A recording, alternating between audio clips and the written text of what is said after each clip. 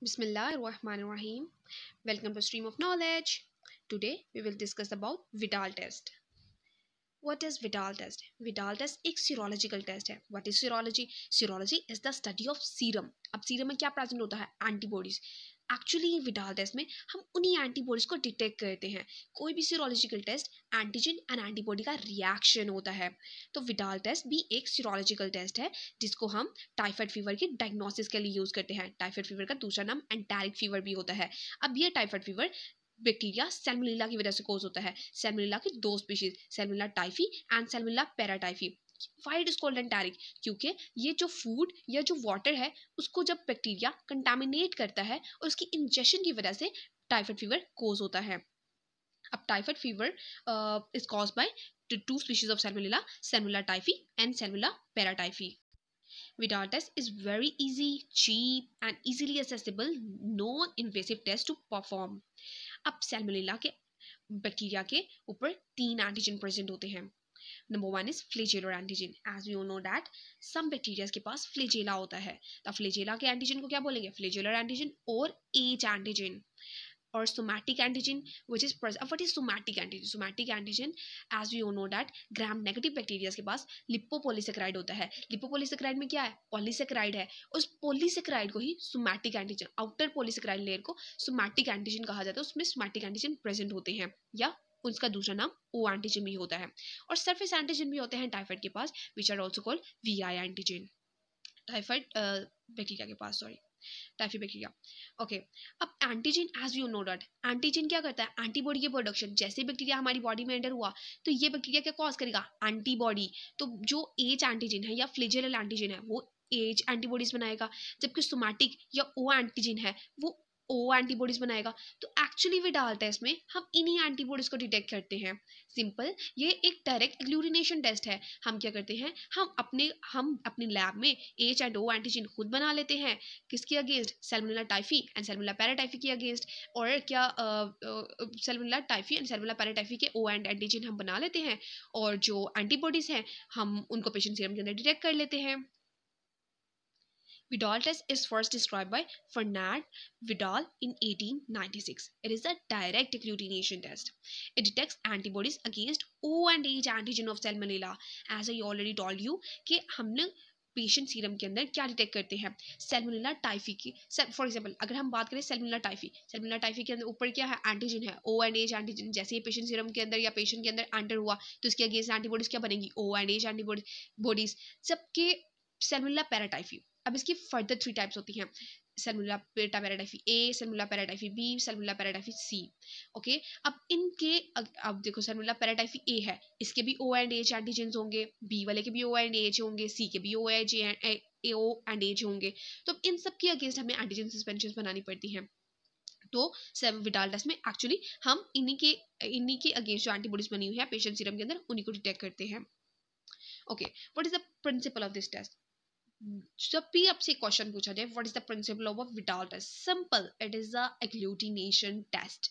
It is a agglutination test. अब इसमें क्या होता है कि हमने पेशेंट सीरम के अंदर हमने क्या डिटेक्ट करना है? ओ एंड एच के अगेंस्ट एंटीबॉडीज. तो क्या करेंगे हम? अपनी जो नाउन सस्पेंशन है वो कलर्ड होती है which I will explain you later. हम कलर सस्पेंशन को जो हमने खुद बनाई हुई है ओ एंड एच के एंटीजन उस पेशेंट सीरम के साथ मिक्स करेंगे. उन दोनों को मिक्स करने के बाद अगर तो एग्लूटिनेशन होती है it's mean yes antibodies are present, it's mean bacteria is present and patient is type for typhoid fever is positive. तो अगर नहीं होती तो it's mean सैल्मोनेला की एंटीबॉडीज नहीं प्रेजेंट है एंड पेशेंट इज नेगेटिव. अब हम ए टाइप के एंटीजेंस यूज करते हैं.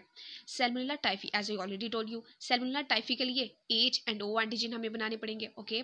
सैल्मोनेला पैराटाइफी के आगे फर्दर 3 टाइप्स है तो उन सब के लिए भी एच एंड ओ एंटीजन हमें बनाने पड़ेंगे. Salmonella typhi H antigen, salmonella typhi O antigen. Salmonella paratyphi A का है अगर तो उसका H and O antigen. Salmonella paratyphi B है उसका H and O antigen. Salmonella paratyphi C है उसका एच एंड ओ एंटीजन.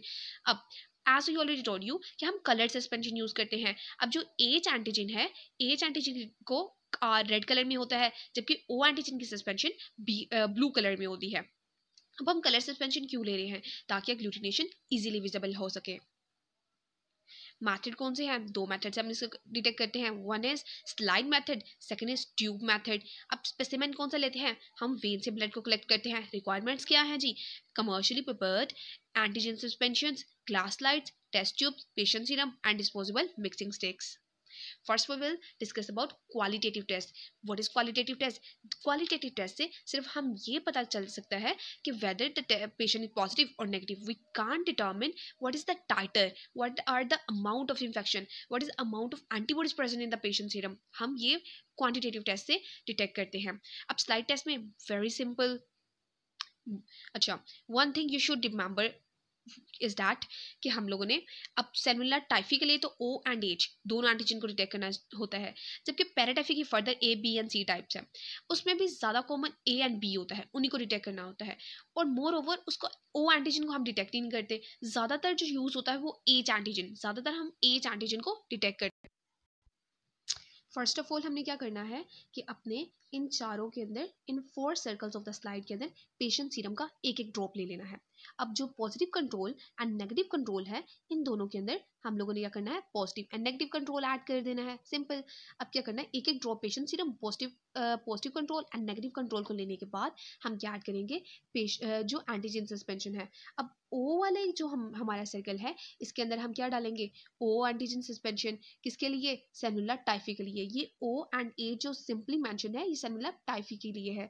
अब इसमें हम सेलुलर टाइफी का बनाया हुआ ओ एंटीजन डाल देंगे, इसमें एच एंटीजन, इसमें एच एंटीजन डालेंगे against A cellular paratyphi H, and B H के लिए क्या है? सेलुलर पैराटाइफी बी, मतलब उसका H antigen suspension.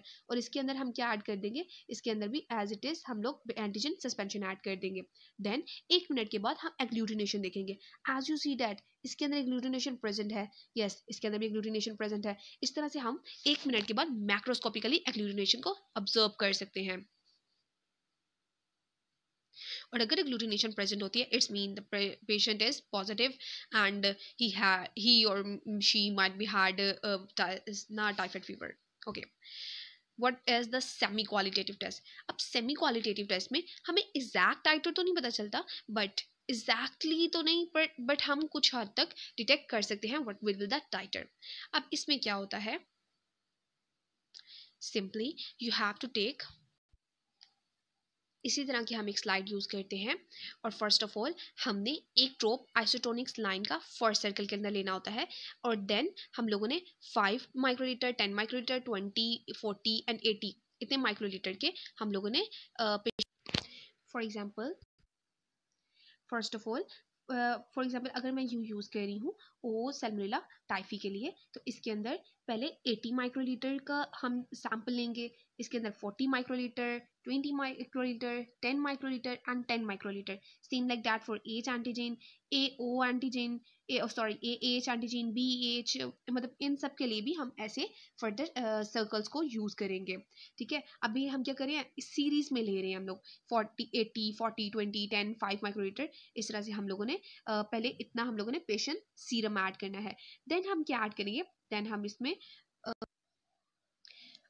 Antigen suspension को ऐड करेंगे. और एंटीजन सस्पेंशन को ऐड करने के बाद दोनों को मिक्स करेंगे. और मिक्स करने के बाद हम एग्लूटिनेशन को ऑब्जर्व कर लेंगे आफ्टर 1 मिनट. या फिर ऐसा भी कर सकते हैं कि हमने जैसे इसको मिक्स किया, फिर मैकेनिकल रोटेटर के ऊपर रख दें और आफ्टर 1 मिनट हम एग्लूटिनेशन को मैक्रोस्कोपिकली ऑब्जर्व कर लें. साथ में one thing you should remember, हमने पॉजिटिव और नेगेटिव कंट्रोल भी साथ में रन करने होते हैं. वन वेरी इंपॉर्टेंट थिंग, जो हमने ये 80 माइक्रोलीटर सीरम जो यूज़ किया था फर्स्ट के अंदर, इसमें जो अब डाइल्यूशन बनेगी और दैट विल बी 1:20 की डाइल्यूशन हमारे पास बनती है. क्योंकि इसमें हमने कितना यूज़ किया? 80 माइक्रोलीटर सीरम और 1 drop of antigen suspension.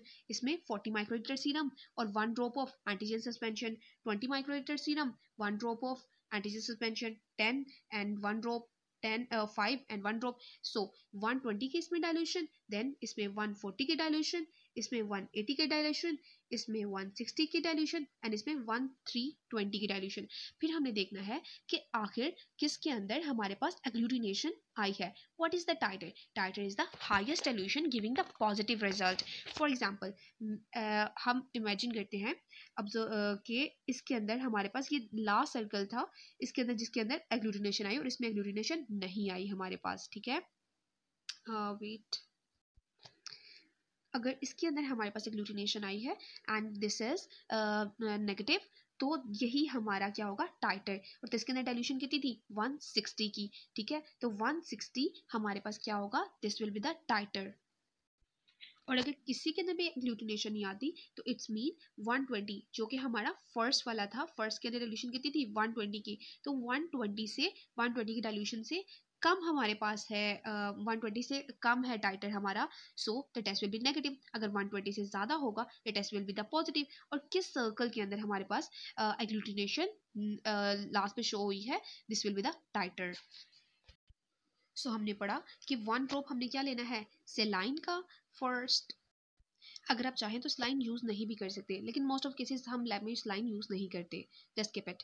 First हमने सर्कल में 5 माइक्रोलीटर, 10, 20, 40 एंड 80 माइक्रोलीटर इस तरह का पहले पेशेंट सीरम सैंपल लेना है। देन हम लोगों ने एक ड्रॉप किसका लेना है? एंटीजन सस्पेंशन का। उसके बाद हमने क्या करना है? Separate mixing steel, yes very important, separate mixing steel sticks लेनी है और फिर हर एक को मिक्स करना है यूनिफॉर्मली। और फिर उसको बैक एंड फोर्थ रॉक भी कर सकते हैं साइड को, या फिर उसको मैकेनिकल रोटेटर पे भी रख सकते हैं। और 1 मिनट के बाद हमने एग्लूटिनेशन को ऑब्जर्व कर लेना है। I hope you get it. Okay, अब हम पढ़ेंगे टेस्ट ट्यूब मेथड। अब टेस्ट ट्यूब मेथड के लिए हम लोगों ने first of all 8 tube set कर लेनी है। 8 ट्यूब सेट करनी है first of all. As you can see that ये तो 6 है, लेकिन 7 and 8 positive and negative control के लिए यूज होती है, ठीक है। इस तरह से हमने ट्यूब्स को सेट करना है। बट हमने 6 सेट यूज़ करने हैं, क्योंकि हमारे पास क्या है? हमने ओ एज पैराटाइफी के भी ओ एज के मतलब के उसको भी डिटेक्ट करना होता है। सो सेटअप 6 रोज, हमने 6 रोज को सेट करना है ऑफ 8 ट्यूब्स। यहाँ पे 6 है और 7 और 8 किसके लिए होती है? पॉजिटिव एंड नेगेटिव कंट्रोल के लिए। Setup 6 rose of 8 tubes each and label them from 1 to 6 negative control and positive control. तो यहाँ पे हम नेगेटिव और पॉजिटिव को स्किप करके और मतलब 1 to 6 को ही हम स्टडी करेंगे बेसिकली, ओके, ठीक है। अब सिंपली हमने इस तरह की मतलब फॉर एग्जाम्पल अगर मैं फर्स्ट रो को हमने समझ लिया तो बाकी सबके साथ वही है। हमने क्या करना है? जो हमारे पास फर्स्ट रो का फर्स्ट रो का पहले हम स्टडी कर लेते हैं, ओके। अब उसके अंदर जो फर्स्ट ट्यूब है उसके अंदर हम लोगों ने 1.9 ml सेलाइन लेना है सिर्फ फर्स्ट ट्यूब के अंदर, और बाकी सब ट्यूब के अंदर 1 ml सेलाइन लेना है, ओके। देन हमने ऐड करना है 0.1 ml सीरम सिर्फ फर्स्ट ट्यूब के अंदर। सेलाइन कितना लेना है फर्स्ट ट्यूब के अंदर? 1.9, और बाकी सारी ट्यूब्स के अंदर 1 ml, और जो सीरम है वो 0.1 ml लेना है हम लोगों ने फर्स्ट ट्यूब के अंदर, और बाकी ट्यूब्स के अंदर नहीं लेना। अब देन क्या करना है? 1.9 0.1 कितना हो गया?